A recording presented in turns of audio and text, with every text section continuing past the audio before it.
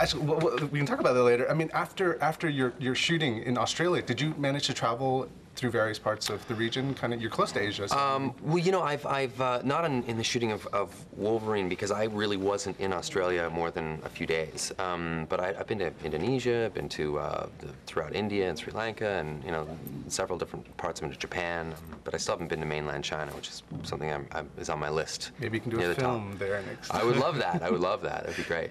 When you got the call from, I guess, your agent, or did Hugh call you? Yeah. Who did you get the call from? I only take calls from Hugh Jackman, even about movies that he's not in. So, no, I got a call from my agent. The usual channels brought it to my attention, but the character is something I've wanted to play for almost a decade. So if they didn't call me, I was going to call them. Did you nerd out? What were the kind of waves of information? Like, I want to do that, but like, how did it kind of get to the point where they knew the two?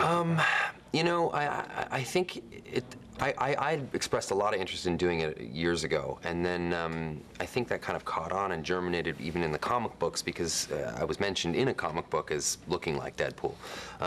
So I think it sort of caught on early, but you know, it's kind of a vulnerable thing, because they put Deadpool in this movie, and it didn't matter what they did with the character. I was going to want to play it, because I'd be damned if someone else is. So. You know, I was a little terrified to read the script at first. I thought, oh God, what if I don't like this? But I'm gonna just have to do it anyway, because you know, I love this character, and I'm not gonna let someone else run off with it. So, thankfully, I liked what they had in mind for the character. I liked that he sort of walked that line between good and bad, and I felt like, you know, the changes that they did make that separated the character from the source material, I felt like were justified enough, you know, because this is a movie about Wolverine, not about Deadpool. So, so I was in though. I was really excited to do it. To train for the character, what did you have to do? Did you learn how to play with? Did you start with swords, or did you get sticks first before you get? You know what? They start you with swords because it needs to have a very specific weight. You know, the swords are weighted a proper way, and you know, you have these katana swords that are spinning around your body at 100 miles an hour, and it's you know, by the time you get really good at it, you know, it's sort of a frightening thing, because they're spinning around you so fast with such centrifugal force. You know, you're scared that you're going to lop parts of yourself off that you don't want to do. Let me just put it this way: sword training, you're going to want to wear pants for that. Did you learn the hard way? Circumcision should never be an accident, I've always felt. Got it.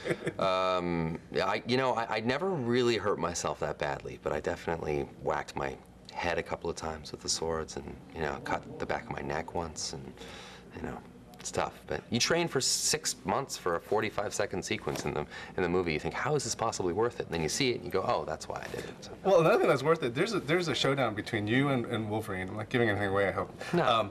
But he's a fit man. I mean, yeah. This guy's trained. So, did you feel this kind of pressure to up your body? You know, to kind of look even. Well, there's getting in good shape. Then there's getting in great shape, and then there's whatever Hugh Jackman did, which is this previously unheard of terrifying shape. Is the what Jackman, I call it. as we will call yes, it. Exactly. It's legally classified as he's in terrifying shape. He should, you know, somebody who's in shape like that should only be making necklaces out of people's teeth. That's it. So I wasn't going to try to, you know, get in that kind of shape, but I definitely wanted to look as though I could, you know, go toe-to-toe with a guy like that. So. There's kind of a really interesting kind of hodgepodge of actors in that you would not expect to be in a film like this. So when you're all standing together and you got Will.i.am on one side, what was it like to kind of group together you guys and? I don't, you know, you think going in that this is going to be a kind of a volatile set, kind of, you know, a lot of mercurial personalities. You have these big people and these, you know, big personalities in a small room.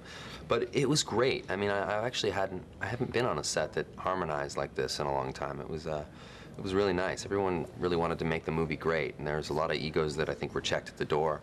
And you know, everyone was there to work. And you know, you can't screw around on a movie like this. It's you know, there's too much at stake. You know, everyone has too much to think about and too much to do, so, you know, it takes a lot less energy to be kind to one another than it does to be the opposite. I have to ask, being an actor in a film that was so anticipated, and then a month prior, a film like this gets leaked out and stuff, I'm just wondering, like, how did you feel, like, when this happened, and you know, I mean, how did you find out about it? Well, you know, look, I found out about it the worst way you could imagine. I mean, somebody sent me a link to YouTube, and, you know, there I was in my sword sequence, and, you know, I just thought, ouch. You know, it really kind of robs a bit of the mystery and the magic from from the filmmaking process. And, you know, it's a travesty, you know.